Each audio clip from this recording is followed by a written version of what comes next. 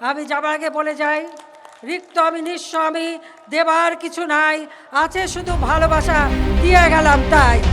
একদল মানুষকে শেখ হাসিনা এতটাই গভীর হিপনোটাইজ করেছেন যে প্রকাশ্য গণহত্যাকেও তাদের কাছে পুতুল খেলা কিংবা কোনো থ্রিল মুভি দেখার মতোই উত্তেজনাময় ভালো লাগা অনুভূতি জাগিয়েছে। দেশের রক্তাক্ত প্রান্তরকেও তাদের কাছে হোলি খেলার মাঠই মনে হয়েছে। কোনো এক বশীকরণ তাবিজের মোহমায়ায় সেই গোষ্ঠী এখনও হাসিনার প্রেমে মুগ্ধ। গেল বছর ৫ আগস্ট ছাত্র জনতার প্রবল গণ আন্দোলনের মুখে পতন হয় আওয়ামী সরকারের। আওয়ামী সরকারের পতনের পর দলটির সভানেত্রী শেখ হাসিনাও ভারতে আশ্রয় নেন। গত ১০ মার্চ আল জাজিরার সাংবাদিক জুলকারনাইন সায়েরের এক পোস্ট ঘিরে নতুন করে শেখ হাসিনার ফিরে আসা নিয়ে শুরু হয়েছে চাঞ্চল্য।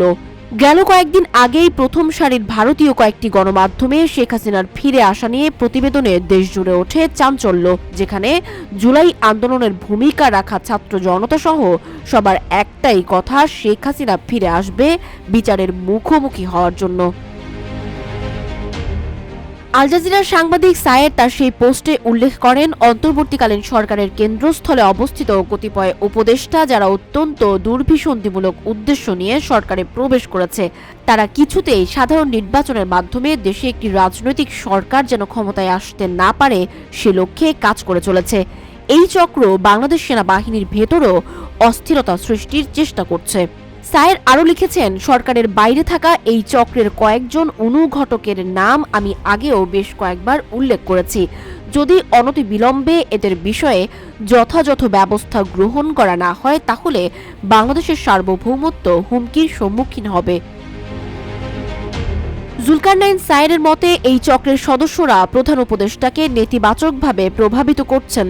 যথাসময়ে নির্বাচন অনুষ্ঠিত না হলে ডক্টর ইউনূসও সম্ভবত তার পদটি ত্যাগ করবেন, আর সেই সুযোগে তার পদটি বাগিয়ে নিতে সচেষ্ট রয়েছে ওই চক্র।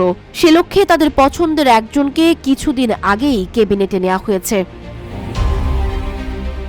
জুলকারনাইন সায়ের নির্দিষ্ট করেই আভাস দেন, উপদেষ্টা সচিব, গুরুত্বপূর্ণ পদ, সামরিক বাহিনীর শীর্ষ কর্মকর্তা সব মিলিয়ে এদের মূল ইনসাইডার সংখ্যা ৯ জন, আর ভাইটাল আউটসাইড অ্যাক্টর আরও ৫ জন। এছাড়াও আরও বেশ কয়েকজন রয়েছেন। সায়ের তার পোস্টে আরও বলেন, উপযুক্ত সময়ে তাদের নাম ও বিস্তারিত প্রকাশ করা হবে। সাধারণ জনগণ ও রাজনৈতিক দলগুলোর এদের বিষয়ে সোচ্চার ও রুখে দেওয়ার সময় ঘনিয়ে এসেছে। তবে সায়েরের এই পোস্টের পর থেকেই সামাজিক যোগাযোগ মাধ্যম সহ গণমাধ্যমেও চলছে ব্যাপক আলোচনা সমালোচনা।